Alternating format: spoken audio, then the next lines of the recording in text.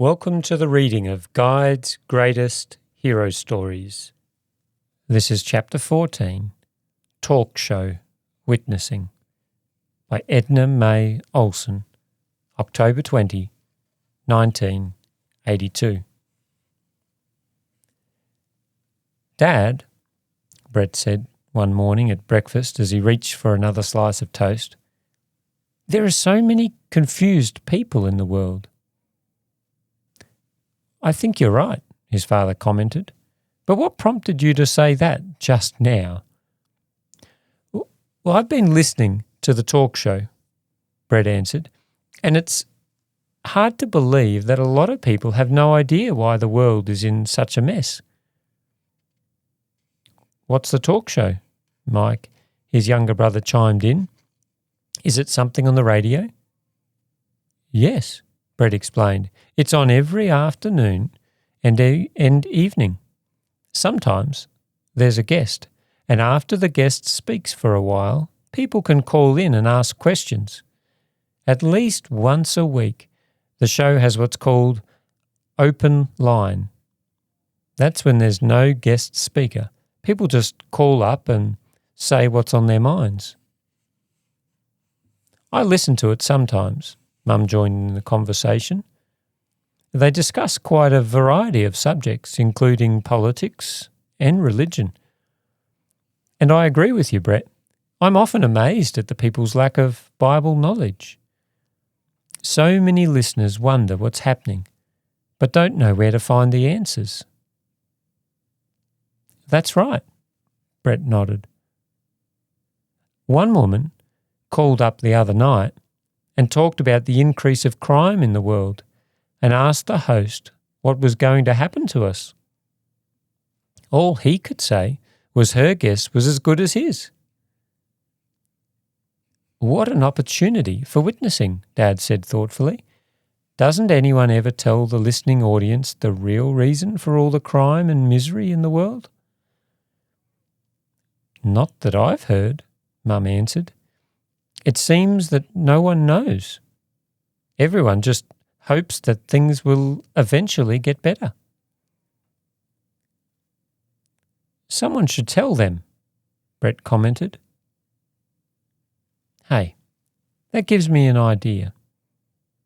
Mike asked his brother a lot of questions about talk shows on their way to school that morning.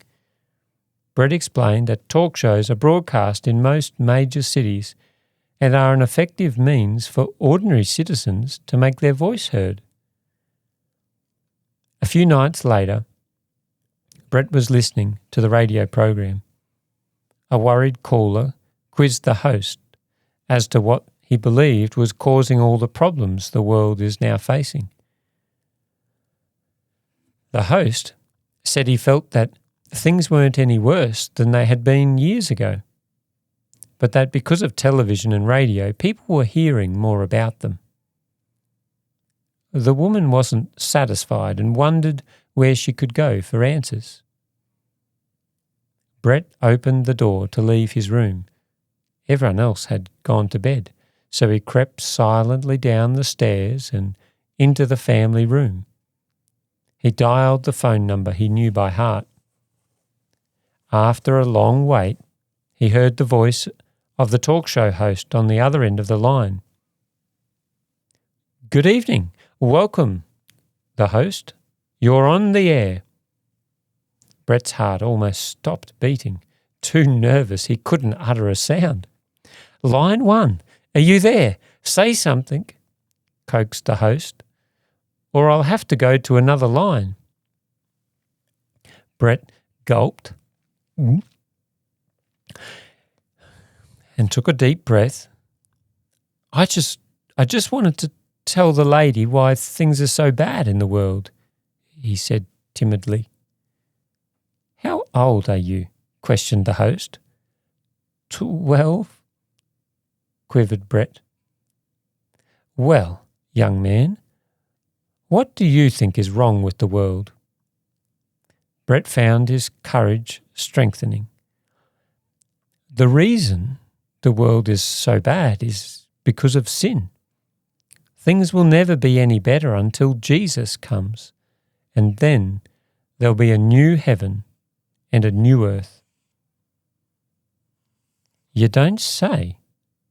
The host was serious. "Where did you get this information?"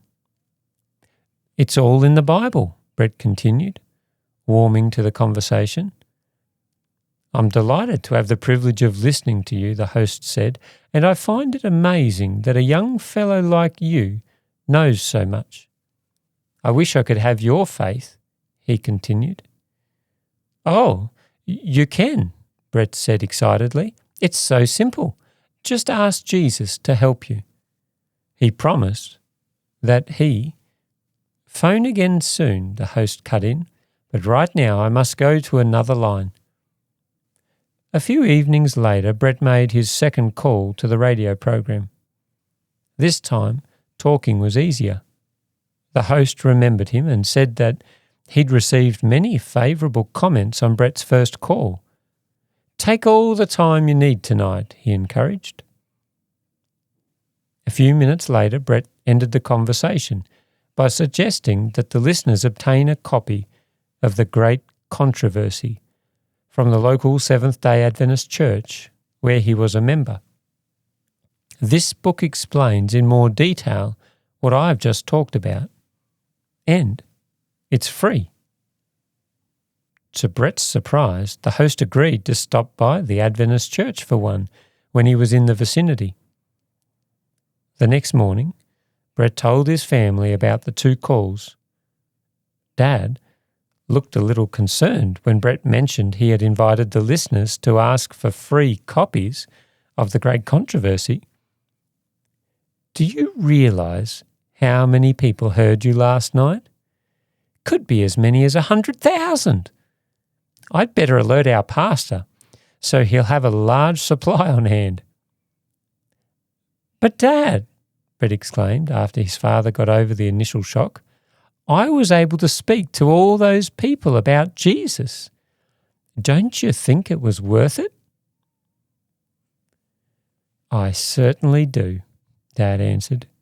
"We should witness whenever and wherever we can. All it takes is being willing to use our time for God.